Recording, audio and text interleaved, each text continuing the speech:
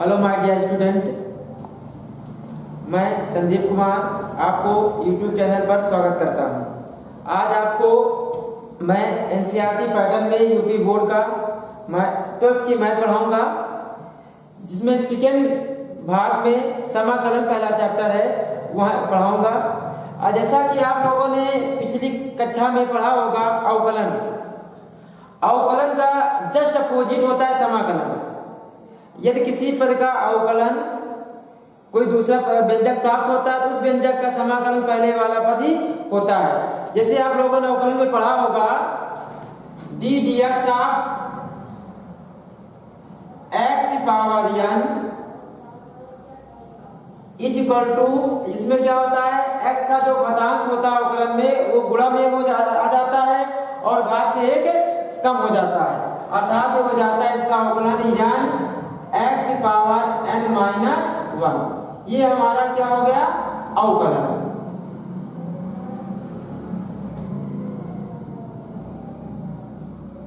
अवकलन। अब समाकलन क्या होता है,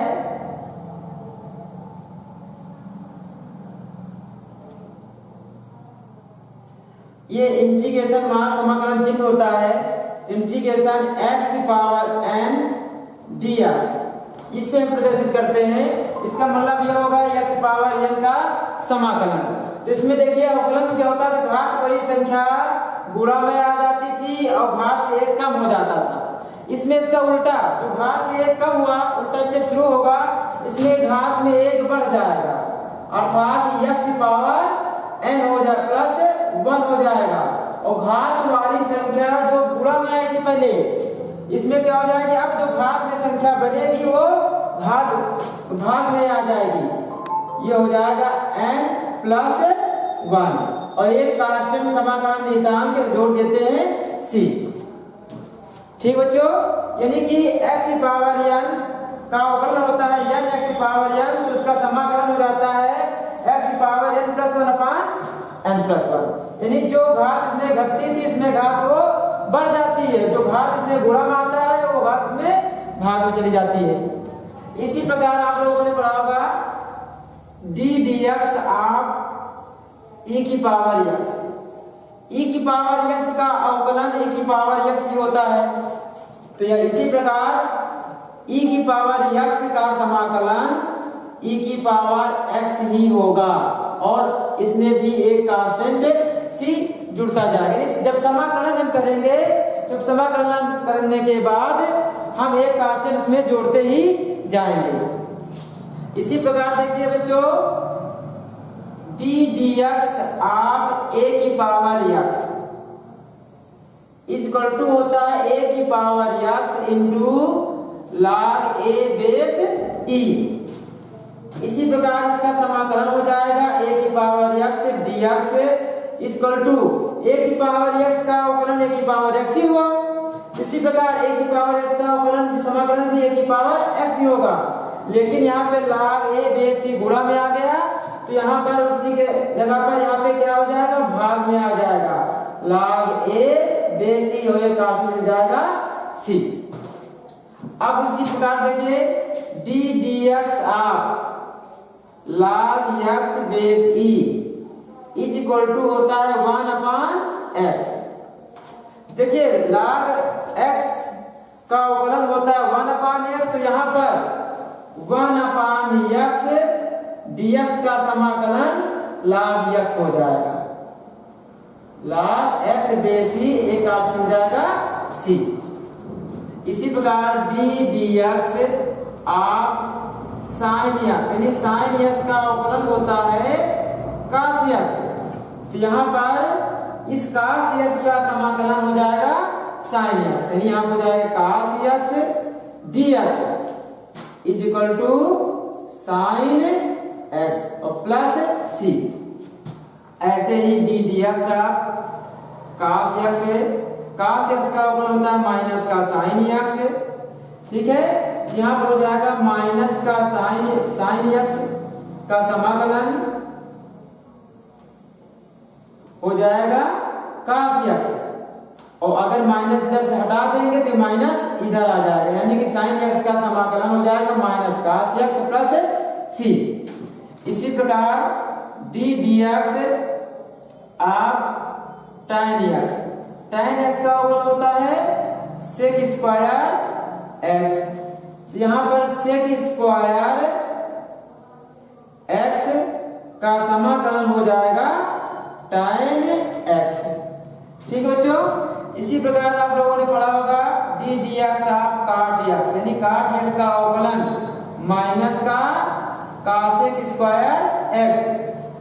अब यहाँ पर cosec स्क्वायर x dx बराबर हो जाएगा, यानी cosec स्क्वायर x का समाकलन बन जाएगा। यहाँ पर ये माइनस इधर आ जाएगा तो माइनस का cot x और प्लस c हम सभी प्रश्नों में जोड़ते जाएंगे। जैसे हम करेंगे समाकलन उसमें लास्ट में cot and c सभी क्वेश्चन में जोड़ते जाएंगे।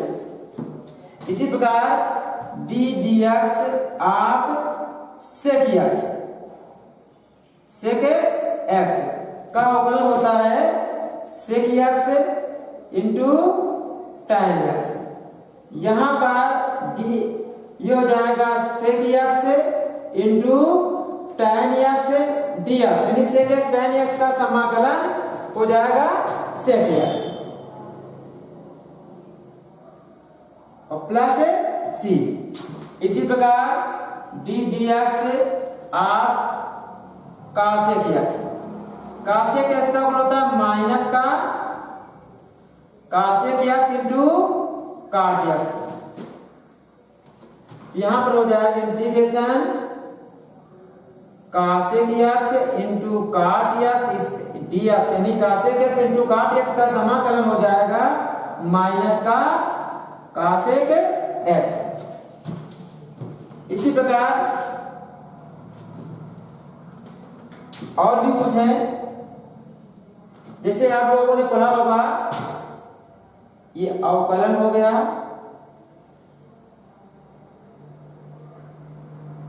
d dx आप sine inverse x equal to 1/√1 minus x square. ठीक है, तो इसका समाकलन जब करेंगे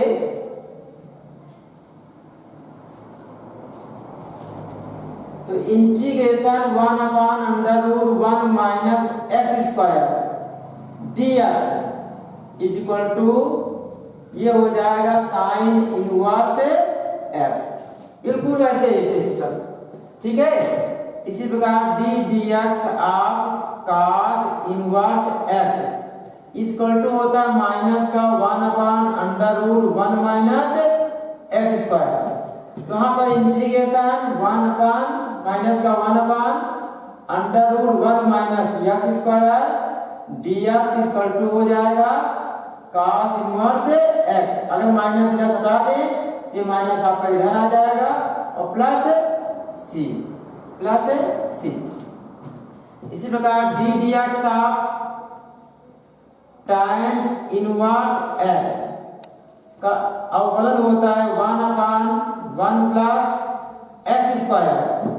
तो 1/1 प्लस x स्क्वायर का समाकलन हो जाएगा tan inverse x plus c। इसके बाद बच्चों d dx आप cot इनवर्स x का अवकलन होता है -1/1 प्लस x स्क्वायर। इधर हो जाएगा -1/1 प्लस x स्क्वायर dx, यानी -1/1 प्लस स्क्वायर का समाकलन हो जाएगा cot इनवर्स x और प्लस c। अगर ये माइनस इधर से हम हटा देंगे तो ये माइनस इधर आ जाएगा। ठीक है, इसी प्रकार d dx आप sec इनवर्स x का अवकलन होता है 1/√x स्क्वायर माइनस 1। यहाँ पर integration 1/x square minus 1 dx equal to हो जाएगा sec inverse x plus c। इसी प्रकार d dx आप cosec inverse x is equal to -1/x under root x² - 1 होता है।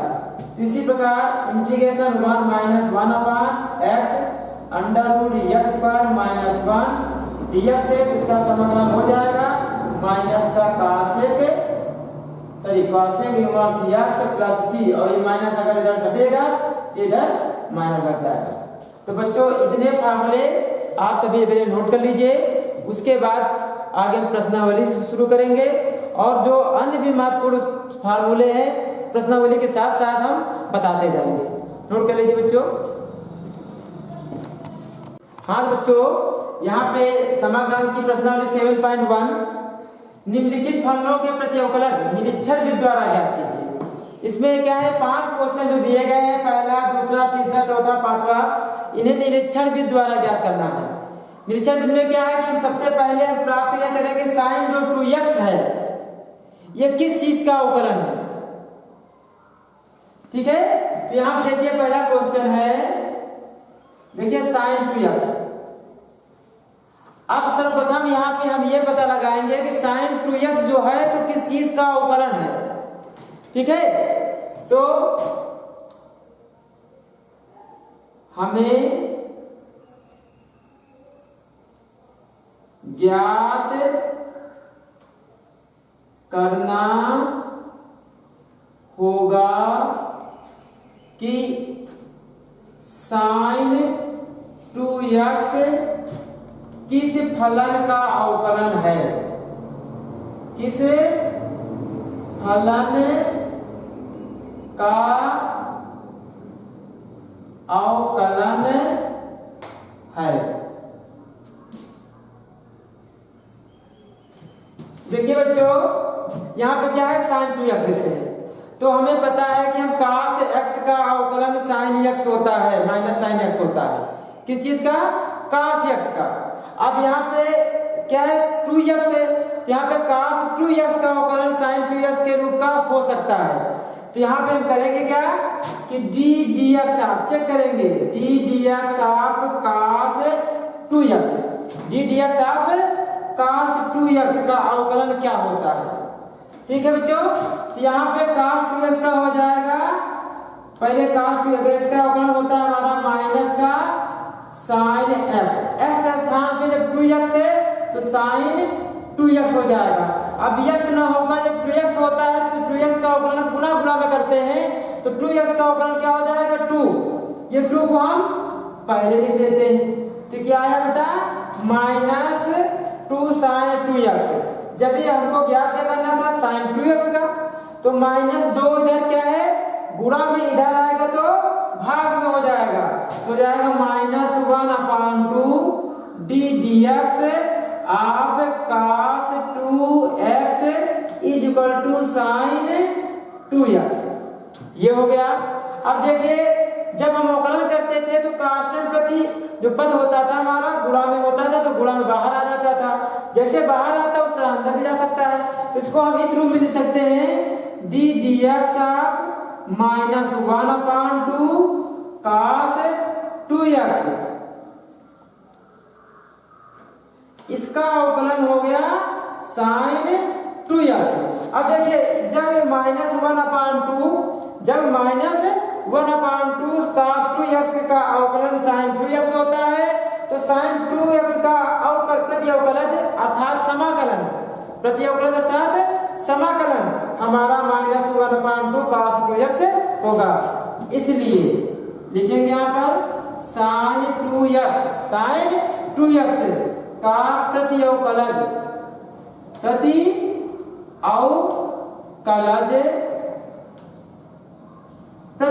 मतलब समाकलन बराबर क्या हो जाएगा, -1/2 cos 2x। ठीक है, और एक कांस्टेंट पद बाद में हम c जोड़ सकते हैं। ठीक है, तो बच्चों जैसे ये क्वेश्चन हमारा सी के फर्स्ट है, बिल्कुल सेम पोजीशन ऐसी इसकी सेम cos 2x है, क्या है, साइन के स्थान पर cos हो गया है। तो बच्चों नोट कर लीजिए इसको। अब अब इसी के तहत हम जैसे हमने पहला बताया, आपने दूसरा होमवर्क हो गया, आप तीसरा बताते हैं बच्चों। देखिए तीसरा है e की पावर 2x। अब यहाँ पर हमें ज्ञात करना होगा कि e की पावर 2x किस चीज का अवकलन होता है। तो देखिए यहाँ पर हमें ज्ञात करना है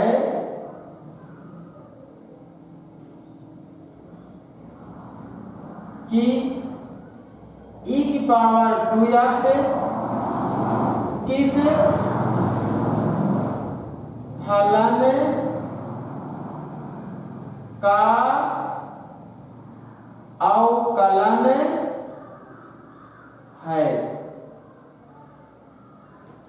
बच्चों क्या ज्ञात करना है कि हमें ज्ञात करना है कि e की पावर 2x किस फलन का अवकलन है। तो देखिए बच्चों हम जानते हैं d dx ऑफ e की पावर 2x, यानी e की पावर 2x का अवकलन होता है 2e की पावर 2x। दो गुणा इधर आएगा भाग में, तो 1/2 d dx ऑफ e की पावर 2x, यानी 1/2 इधर गुणा में था, इधर आ जाएगा भाग में, नहीं बन जाएगा 1/2 e की पावर 2x इक्वल टू ये बन जाएगा e की पावर 2x। ठीक है, इसको हम इस प्रकार लिख सकते हैं d dx ऑफ 1/2 e की power 2x equal to e की पावर 2x। तो हमें प्राप्त हुआ 1/2 e की पावर 2x का अवकलन e की पावर 2x है, तो e की पावर 2x का समाकलन हो जाएगा 1/2 e की पावर 2x। इसलिए e की पावर 2x का समाकलन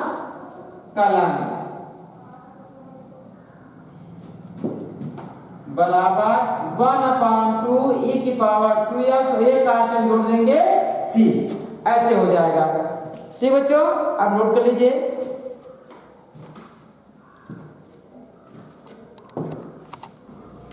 हाँ बच्चों, अब इसका चौथा क्वेश्चन है ax प्लस b की पावर 2 का प्रत्यवकलन यानी समाकलन।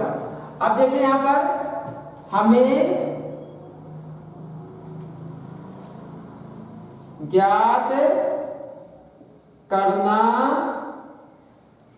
है कि ax प्लस b की पावर 2 किस फलन का अवकलन है।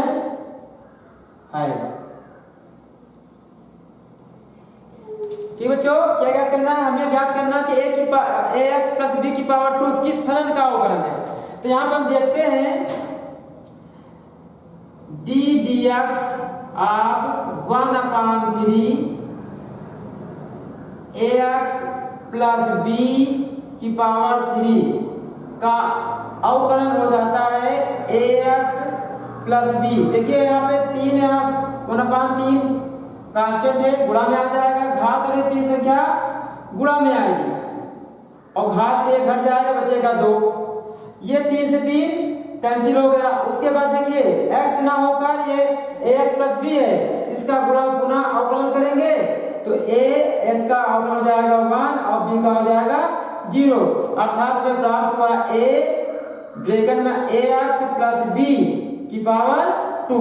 ये गुणा में इधर आ जाएगा भाग में, तो 1/a d dx of 1/3 ax plus b का होल क्यूब इक्वल टू आ गया ax प्लस b का होल स्क्वायर, अर्थात जो हमारा एक गुणन था इधर आ गया भाग में। अब एक को हम इसके साथ इसको मिल सकते हैं d dx of 1/a into 1/3 bracket में ax प्लस b का whole cube equal to ax plus b का होल स्क्वायर। अब देखिए यहाँ पर पूछे किस चीज का है। अब देखिए इस फलन का अवकलन ax प्लस b स्क्वायर आया, तो ax प्लस b का होल स्क्वायर का तुम्हारा जो समाकलन होगा 1/3 ax प्लस b का होल क्यूब। इसलिए लिखेंगे यहाँ पर ax प्लस b के होल स्क्वायर का समाकलन बन जाएगा ये 1/3 a ब्रैकेट में ax प्लस b का होल क्यूब ये काट के जोड़ देंगे c। ठीक बच्चों, इसी प्रकार देखिए पहला क्वेश्चन और तीसरा क्वेश्चन के अनुसार हम पहले पार्ट का पांचवें में और दूसरे पार्ट का अलग अलग समाकलन करके दोनों को हम घटा देंगे इसी तरीके से, और जो होगा इसमें पांचवे का सलूशन हो जाएगा। ठीक बच्चों, ये होमवर्क है आप लोगों के लिए। धन्यवाद।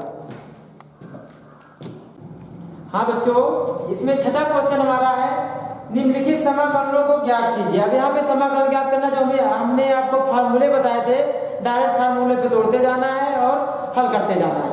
यहाँ पे जैसे छठा क्वेश्चन हमारा है 4e⁻³ + 1 dx। तो इसको देखिए यहाँ पर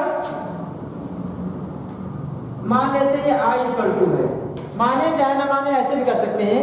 यहाँ पे देखिए क्या है बेटा, दो पद हैं जो जुड़े हुए संयोजित हैं। जब दो पद संयोजित होते हैं तो उनको समाकलन करने के लिए अलग अलग भी कर लेते हैं। जैसे यहाँ पे 4 कांस्टेंट है, गुणा में है, तो गुणा वाला कांस्टेंट पद बाहर आ जाता है समाकलन के। अब बचा का e⁻³ इंटीग्रेशन e⁻³ ये dx अलग बन जाएगा और प्लस 1 × dx से अलग बन जाएगा। ठीक बच्चों, अब यहाँ पे देखिए 4 तो कांस्टेंट हो गया, e⁻x का रूप का बन रहा है, क्या बनना बेटा, e⁻x। अब ये घात में x न होकर 3x है, अगर और जो 3x एक हमारा रैखिक बहुपद है जिसका गुणांक क्या है 3 है, इसका गुणांक क्या है 3। जब इसका हम करेंगे तो e⁻3x का तो e⁻3x हो जाएगा, लेकिन जो x का गुणांक होगा, जैसे आपने अवकलन किया होगा तो जब x का गुणांक होता था वो गुणा में आ जाता था, लेकिन यहाँ पर x का गुणांक भाग में आएगा। ये बात नोट करने वाली है। ठीक है बेटा, स्मरण करना है कि जो x का गुणांक है यहाँ पे समाकलन करते समय वो भाग में आ जाएगा, तो हो जाएगा /3 बन जाएगा और प्लस अब 1 का समाकलन फार्मूला है 1 का समाकलन x होता है। जैसे x का अवकलन क्या होता है 1 होता है, उसी प्रकार 1 का समाकलन x होगा, अर्थात बन जाएगा x और एक कांस्टेंट जोड़ देते हैं c। इसको अगर हम क्रम से लिखेंगे तो हो जाएगा 4/3 e⁻3x और प्लस x और प्लस c। यही आपका आंसर हो जाएगा। इसी क्रम में छठा जो क्वेश्चन है, सातवां जो क्वेश्चन है, इसे भी देख लीजिए। x integration x² in bracket में 1 - 1/x² dx।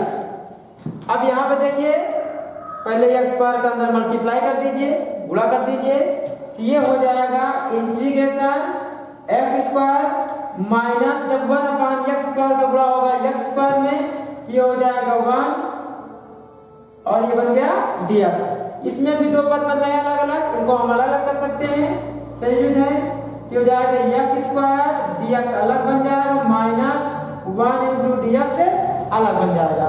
अब यहाँ पे देखिए x पावर n का रूप बन रहा है, तो आप लोगों को बताया गया है integration x power n dx का फार्मूला होता है x पावर n + 1/n + 1 और प्लस c। अगर हम इस फार्मूले का इस्तेमाल करेंगे यहाँ पर तो n के स्थान पे है 2, तो हो जाएगा 2 + 1/2 + 1 और प्लस माइनस, यहाँ पे माइनस है बच्चों, तो 1 का समाकलन होता है x और एक कांस्टेंट हो जाएगा c, अर्थात ये बन जाएगा x की पावर 2 जुड़ के 3/3 माइनस x प्लस c, ये हो जाएगा आंसर। ठीक बच्चों, इसी क्रम में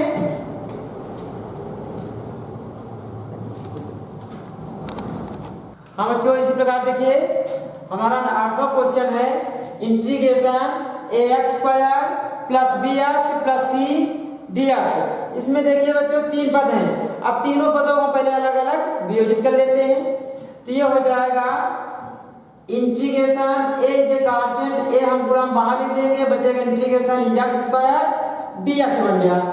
ठीक है, उसके बाद इंटीग्रेशन, इसमें b कांस्टेंट बाहर आ जाएगा, हो जाएगा x dx और प्लस c कांस्टेंट बाहर आ जाएगा, बचेगा 1 dx।